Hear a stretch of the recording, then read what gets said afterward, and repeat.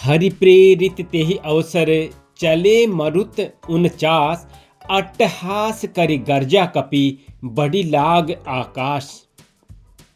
जब हनुमान जी ने लंका को अग्नि के हवाले कर दिया तो भगवान की प्रेरणा से 49 मरुत अर्थात 49 प्रकार की हवाएं चलने लगी।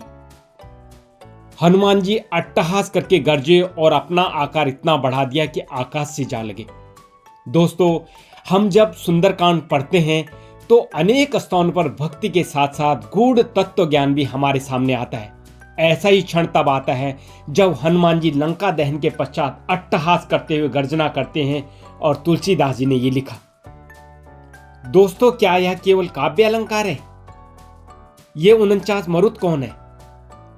इसके पीछे गहरा शास्त्रीय संकेत छिपा हुआ है। उत्तर खोजने पर हम जिस लोक में प्रवेश करते हैं वह सनातन धर्म की अद्भुत वैज्ञानिक और दार्शनिक ऊंचाइयों से परिचय कराता है। दोस्तों, वेदों में वायु केवल हवा नहीं है, एक ब्रह्मांडीय तत्व है। आधुनिक दृष्टि में वायु केवल ठंडी, गर्म या समान हवा मानी जाती है, परंतु वेद पुराणों में वायु एक नहीं, इसके अनेकों रूप हैं। वायु जल में भिन्न है, वायु पृथ्वी पर भिन्न है, वायु आकाश में भिन्न है, वायु अंतरिक्ष में भिन्न है और वायु पाताल में भी भिन्न है। नाम अलग है क्योंकि गुण, गति और कार्य भी अलग है। वेदों में वायु की 7 प्रमुख शाखाओं का वर्णन मिलता है, ये स्कंदों में मिलेगा आपको। और वायु की जो 7 शाखाएं उसमें सबसे पहला आता है प्रवह वायु। यह पृथ्वी से लेकर मेघ मंडल तक स्थित होती है। मेघों को गति देना, उन्हें समुद्र से जल भरवाना और वर्षा करवाना, यह प्रवाह वायु का कार्य है। यही वायु बादलों को काली घटा में बदलकर प्रचंड वर्षा का कारण बनती है। आवह वायु, यह सूर्यमंडल में स्थित है। ध्रुव से आबद्ध होकर सूर्य के निरंतर भ्रमण का कारण यही वायु है। उद्वह वायु, यह चंद्रलोक में प्रतिष्ठित है। चंद्रमा का ध्रुव से बनकर भ्रमण इसी वायु से होता है।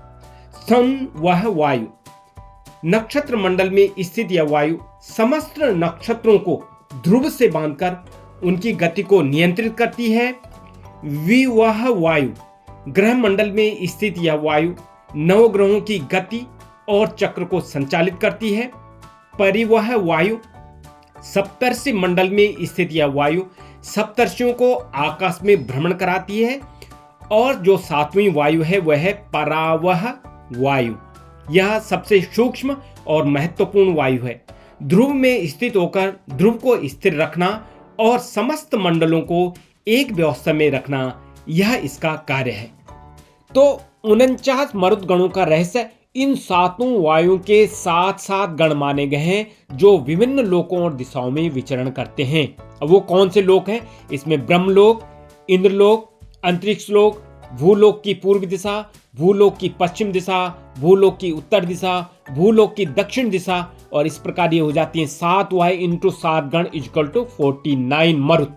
यही 49 मरुत हैं जिनको तुलसीदास जी ने लंका दहन में यूज किया है। लंका दहन कोई सामान्य अग्निकांड नहीं था दोस्तों, वह अधर्म के विरुद्ध धर्म का उद्घोष था, अहंकार के विरुद्ध चेतना का प्रहार था। हनुमान जी पवन पुत्र हैं। जब वे गर्जना करते हैं तो केवल उनकी शक्ति नहीं, समस्त ब्रह्मांडीय वायु तत्व हरि प्रेरणा से सक्रिय हो उठता है। 49 मरुतों का चलना यह दर्शाता है। जो 49 मरुत है, जो 49 प्रकार की वायु है, वह पूरा ब्रह्मांड धर्म के पक्ष में गतिमान हो गया। उस वक्त तुलसीदास जी भक्त नहीं, ब्रह्मांड दृष्टा थे। यहाँ तुलसीदास जी केवल कवि नहीं रह जाते, वे वेदज्ञ हैं। तुलसीदास जी पुराण दृष्टा हैं और तुलसीदास जी ब्रह्मांडीय नियमों के सूक्ष्म ज्ञाता हैं। जो ज्ञान आज आधुनिक मौसम विज्ञान, खगोल विज्ञान अलग अलग क्षेत्रों में खोज रहा है, उसकी बीज झलक तुलसीदास जी ने एक पंक्ति में ही दे दी। तो दोस्तों, इससे निष्कर्ष क्या निकलता है? यह सनातन धर्म है और सनातन धर्म पर हमें गर्व करना चाहिए। क्यों?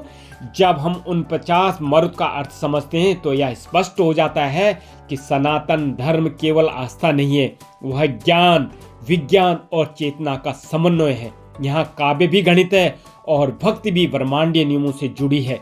सुंदरकांड वास्तव में केवल सुंदर कथा नहीं बल्कि ब्रह्मांड का सुंदर कांड है। तो दोस्तों, है ना सनातन धर्म से जुड़ी हुई एक बहुत ही जबरदस्त जानकारी। तो दोस्तों, इसी प्रकार की जानकारियों के लिए जुड़े रहे मेरे इस YouTube चैनल भव यात्रा 2025 से और प्राप्त करते रहे छोटा छोटा ज्ञान। इसी के साथ में आप सभी को मेरा नमस्कार। जय हिंद, जय भारत, जय हिंदुस्तान।